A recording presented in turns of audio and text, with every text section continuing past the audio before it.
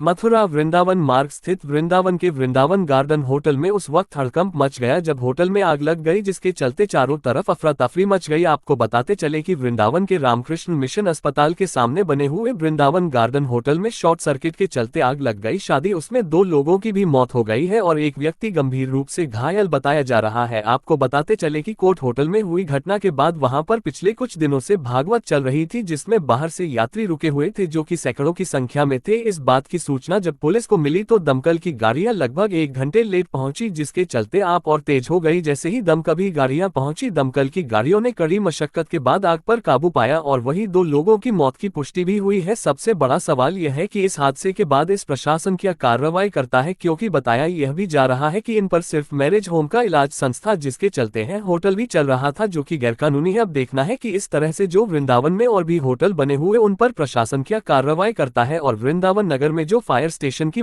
क्या जानकारी निकल कर आएगी।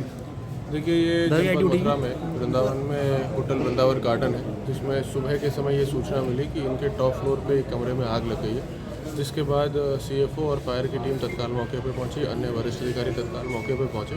आग को बुझाया गया है। वर्तमान में होटल जो है, होटल की 2 बिल्डिंग्स हैं। एक बिल्डिंग है जिसमें होटल के रूम्स हैं और दूसरी बिल्डिंग है जिसमें टॉप फ्लोर पे स्टोर रूम था, जिसमें आग लगी थी। उसके नीचे एक रेस्टोरेंट और नीचे एक रूम और है। तो ये दोनों इंटरकनेक्टेड बिल्डिंग है। जो सेकंड बिल्डिंग थी जिसमें स्टोर रूम था, उसमें टॉप फ्लोर पे जो स्टोर रूम था उसके अंदर 2 इनके टेम्प्रेरी लेबर के स्टाफ, वर्तमान में यह भागवत कथा चल रही थी, तो उसके लिए इन लोगों ने जिसको हायर किया हुआ था वो लोग अंदर सो रहे थे। अनफॉर्चुनेटली उन दोनों की मृत्यु हो गई है।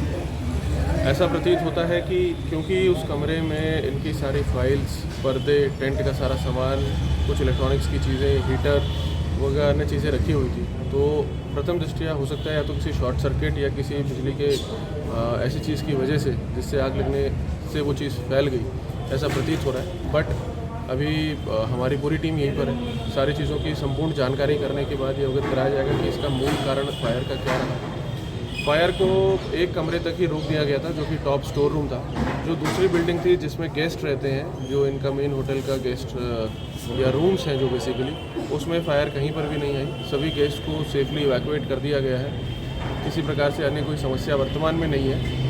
ये जानने का प्रयास किया जा रहा है कि फायर का मुख्य कारण क्या रहा जिस वजह से ये घटना घटित हुई। एक कर्मचारी घायल भी बताया जा रहा है। हाँ, एक कर्मचारी जो इनका था, जैसे ही हमारी टीम मौके पे पहुंची, वो स्वयं भी बुझाने का प्रयास कर रहा था। उसमें वो झुलस गया है थोड़ा, तो वो घायल है, उसको भर्ती कराया गया। उसका भी उपचार अभी चल रहा है।